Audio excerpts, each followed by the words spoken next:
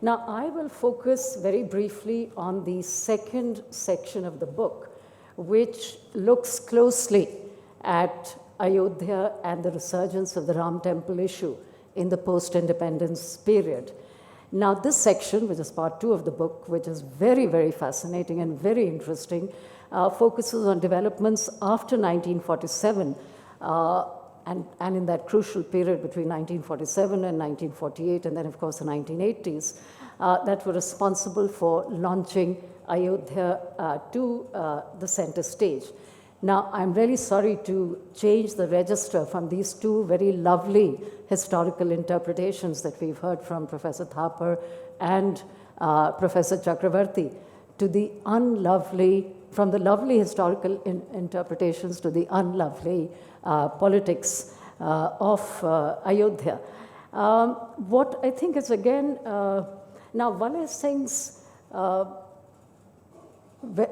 meticulously researched account, I think, as has been said, and certainly I can say about the part 2 of the book, is clearly a welcome corrective to the fictitious history that has become a national pastime over the past few years.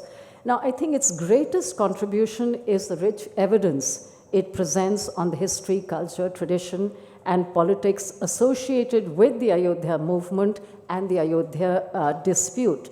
But at the same time, I think Valay, I must note, does not really shy away from talking about the violence that has been associated with this movement.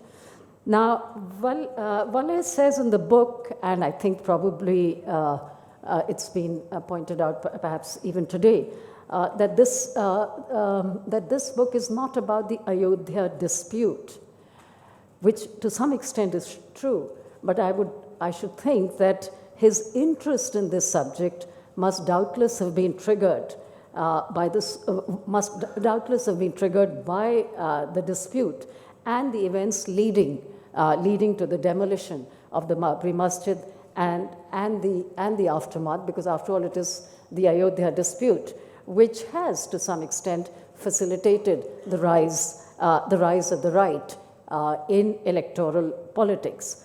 Arguably, the surreptitious installation of the Ram Lalla idols in 1948 inside the mosque changed the history of Ayodhya forever. And the opening of the Babri Masjid gates in 1986 changed Indian politics forever. The third and decisive event in the post-independence period in this saga is clearly the 1992 demolition of the mosque, which has ensured that a Ram temple will be built exactly there, exactly at that spot, sooner than later. Now, many of the facts pertaining to the history of the Ayodhya dispute are, of course, well known. However, I think this book makes a significant intervention for 3 reasons. First, it articulates the 3 major sides of the dispute. That is to say, the pro-temple or the BJP RSS side. 2, the closeted, as I think he puts it, the closeted pro-temple side represented by the Congress, and the secular side. And I'd like to think that Valay Singh belongs to the third side. Second, I think it underlines rather well the collective failure of political institutions in our country, notably the judiciary, parliament, and political parties, most importantly, political parties, in resolving this very contentious issue, and the same collective failure in preventing the demolition of the mosque. Thirdly, it highlights the role of the Hindu right and its affiliated organizations and their use of religion or Hinduism to communalize politics and politicize religion for electoral benefits. Now, what interested me most about this book is that it helps us to understand the politics of Hindutva and how the Hindu right uses religious symbols culture and institutions to create a Hindu vote bank, even as it condemns other political parties for indulging in minority vote bank politics. There's enormous evidence in the second part of this book about how Ayodhya prepared the grounds for the rise to power of the BJP and the shift slowly, but perhaps surely, at least implicitly, if not explicitly, towards a majoritarian nation and probably a majoritarian state system as well. Now, the systematic push in this direction and the push for political power through Hindu consolidation that I just mentioned would not have advanced as it has in the last 25 years without the ground prepared by the Ayodhya movement, prompting an escalation of political mobilization along religious lines in the service of political power by highlighting religious fault lines, so to speak. Now, although Valle doesn't say so, it is clear from his account that Ayodhya was central to the RSS's plan to capture political power. The mosque clearly had been the center of a dispute, as we know, and as he very meticulously documents, had been the center of a dispute from 1948 when the Ramlalla idols were installed. So it had been the center of a dispute between Hindus and Muslims, of course, much before that, as he points out, going back to the 19th century. But the issue clearly had not made much impact even in UP, leave alone outside UP. It was really something that really essentially mattered, let us say, to the Awadh region and perhaps to Eastern UP, where Ayodhya is located. Now, the Ayodhya movement and the demolition that followed changed this dramatically. In the past, too, we know that the BJP, and before that the Jan Sangh, had taken pro-Hindu stands on such issues as cow slaughter and so on. But these issues had never become the centerpiece of their appeal and had certainly not helped them to advance politically.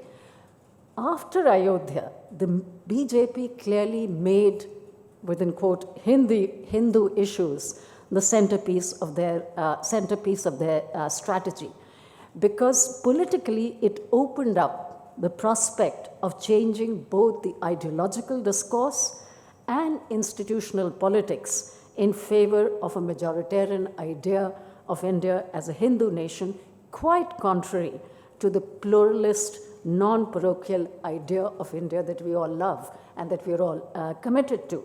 Now, the consequences of mixing religion and politics is clearly apparent from the shifts in Indian politics in the past 2 decades.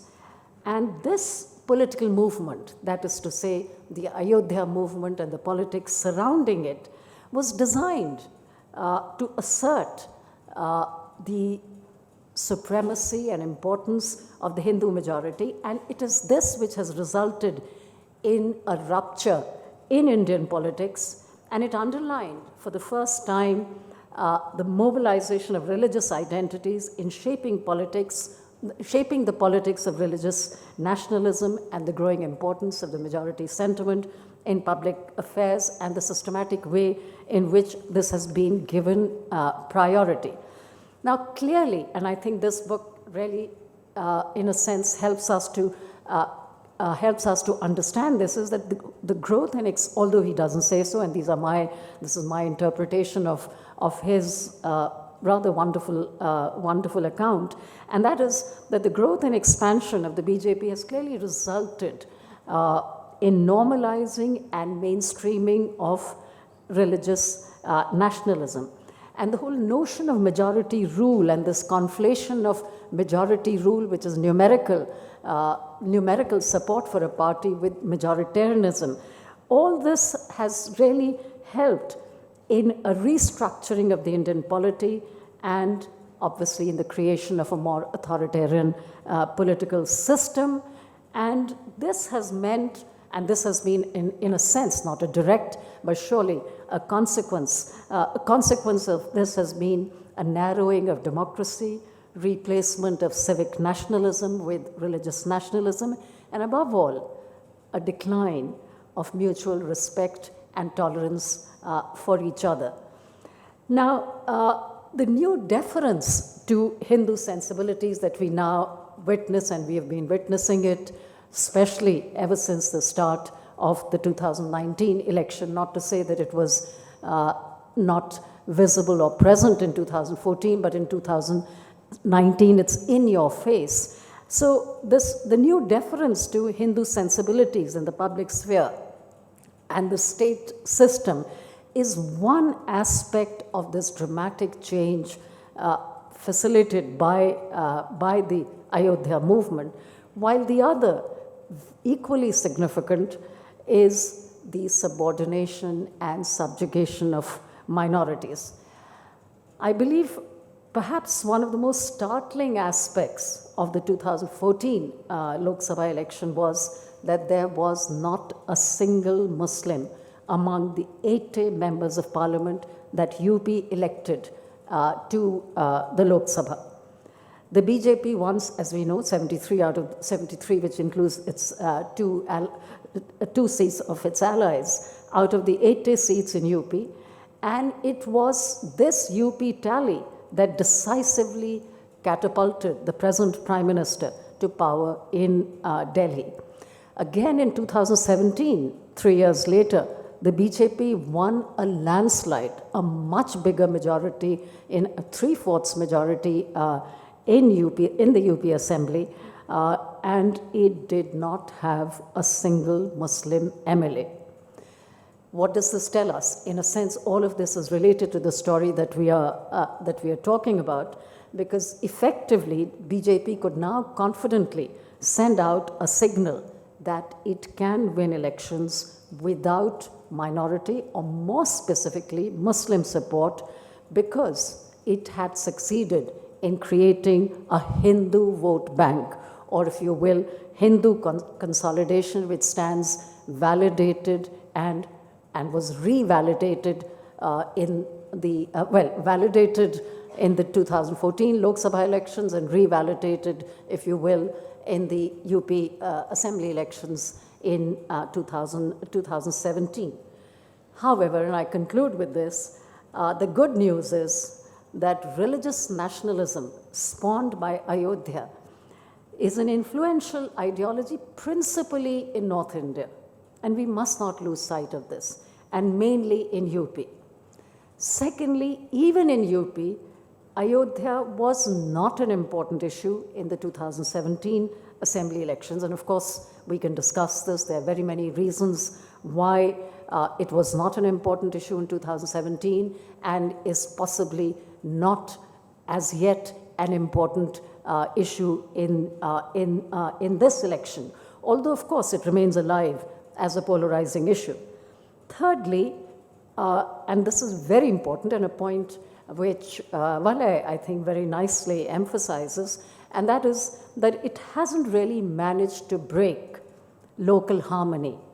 And people continue to live together in Ayodhya, as indeed in Banaras, Allahabad, and Lucknow, to just mention some of the major centers, important cities in UP.